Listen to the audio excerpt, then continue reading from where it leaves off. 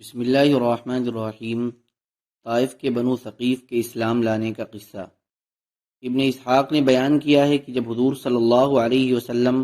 بنو ثقیف کے پاس سے واپس ہوئے تو بنو ثقیف میں سے حضرت عروہ بن مسعود رضی اللہ تعالی عنہ آپ کے پیچھے چل دیے اور مدینہ سے پہلے ہی حضور صلی اللہ علیہ وسلم کی خدمت میں پہنچ گئے اور مسلمان ہو گئے،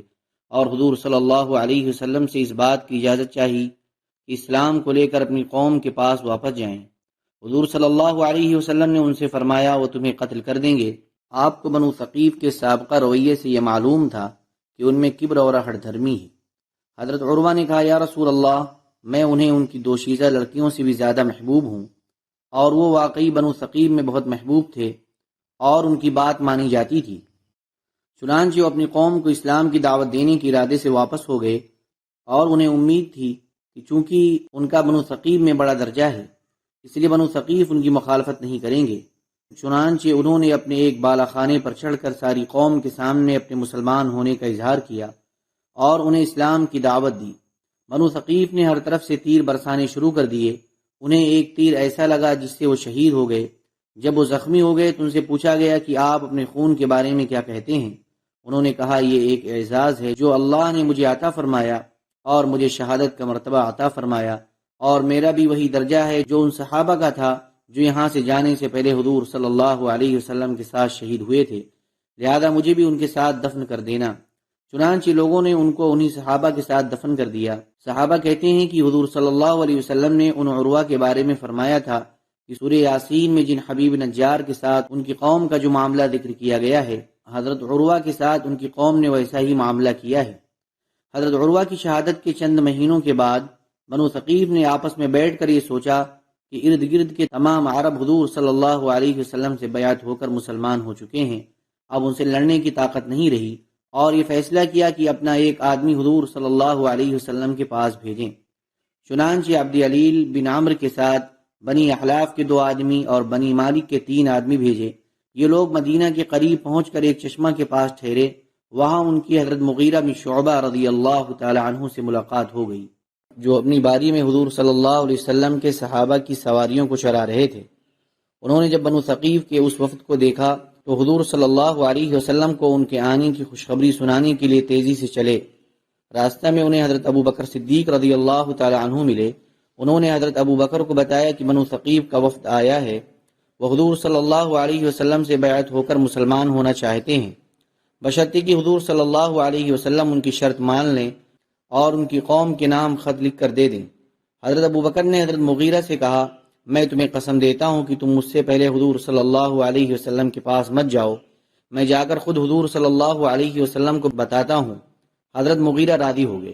حضرت ابو بکر رضی اللہ تعالی عنہ نے جا کر حضور صلی اللہ علیہ وسلم کو اس وفد کے آنے کی اطلاع دی، اور حضرت مغیرہ اس وفد کے پاس واپس آ گئے اور ان کو ساتھ لے کر اپنے جانور واپس لے آئے، اور راستے میں اس وفد کو سکھایا کہ وہ حضور صلی اللہ علیہ وسلم کو سلام کیسے کریں، لیکن انہوں نے حضور صلی اللہ علیہ وسلم کو جاہلیت کے طریقے پر ہی سلام کیا۔ جب یہ لوگ حضور صلی اللہ علیہ وسلم کی خدمت میں پہنچے تو ان کے لیے مسجد میں خیمہ لگایا گیا۔ حضرت خالد بن سعید بن عاص رضی اللہ تعالی عنہ حضور صلی اللہ علیہ وسلم کے اور اس وفد کے درمیان واسطہ تھے۔ جب وہ اس وفد کے لیے حضور صلی اللہ علیہ وسلم کے ہاں سے کھانا لے کر آتے تو جب تک ان سے پہلے حضرت خالد اس کھانے میں سے کھانا لیتے وہ اس کھانے کو ہاتھ نہ لگاتے، اور حضرت خالد نے ہی حضور صلی اللہ علیہ وسلم کی طرف سے ان کے لیے خط لکھا تھا۔ انہوں نے حضور صلی اللہ علیہ وسلم کے سامنے اپنی یہ شرط بھی رکھی تھی کہ حضور صلی اللہ علیہ وسلم 3 سال تک طاغیہ بت یعنی لات کو رہنے دیں، پھر وہ ایک سال کم کرتے رہیں، لیکن حضور صلی اللہ علیہ وسلم مسلسل انکار کرتے رہے، یہاں تک انہوں نے حضور صلی اللہ علیہ وسلم سے 1 ماہ کی مہلت مانگی کہ جس دن وہ لوگ مدینہ آئے ہیں اس دن سے 1 مہینہ تک اس بت کو باقی رکھنے کی اجازت دے دی جائے،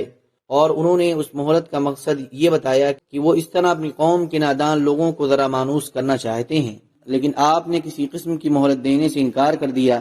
بلکہ حضرت ابو سفیان بن حرب اور حضرت مغیرہ بن شعبہ رضی اللہ عنہما کو ان لوگوں کے ساتھ بھیجا کہ یہ دونوں وہاں جا کر اس بت کو گرا کر آئیں، اور انہوں نے یہ مطالبہ بھی کیا کہ وہ نماز نہیں پڑھا کریں گے اور اپنے ہاتھوں سے اپنے بتوں کو نہیں گرائیں گے۔ حضور صلی اللہ علیہ وسلم نے فرمایا کہ اس بات کو تو ہم مان لیتے ہیں کہ تم اپنے ہاتھ سے اپنے بتوں کو نہ توڑو، ہم اپنے آدمی بھیج کر تڑوا دیں گے، لیکن تم نماز نہ پڑھو یہ بات نہیں مان سکتے، کیونکہ اس دین میں کوئی خیر نہیں جس میں نماز نہ ہو۔ انہوں نے کہا اچھا ہم نماز پڑھ لیں گے، ہے تو ویسے یہ گھٹیا عمل۔ حضرت عثمان بن ابی العاص رضی اللہ تعالیٰ عنہ فرماتے ہیں کہ ثقیف کا وفد حضور صلی اللہ علیہ وسلم کی خدمت میں آیا، آپ نے ان کو مسجد میں ٹھہرایا تاکہ ان کے دل پر زیادہ اثر پڑے۔ انہوں نے اسلام لانے کے لیے حضور صلی اللہ علیہ وسلم کے سامنے یہ شرطیں پیش کی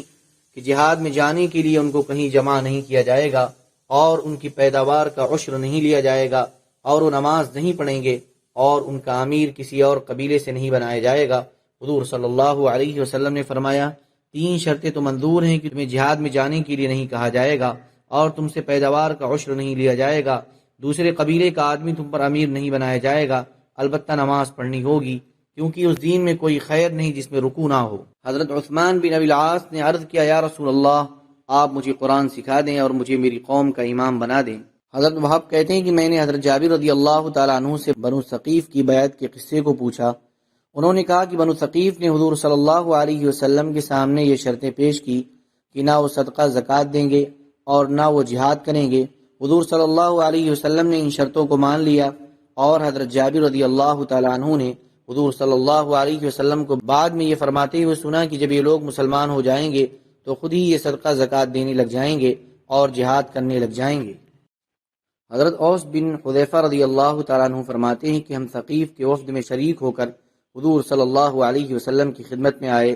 بنی احلاف کے لوگ حضرت مغیرہ بن شعبہ رضی اللہ تعالیٰ عنہ کے پاس ٹھہرے، اور بنی مالک کو حضور صلی اللہ علیہ وسلم نے اپنے خیمہ میں ٹھہرایا۔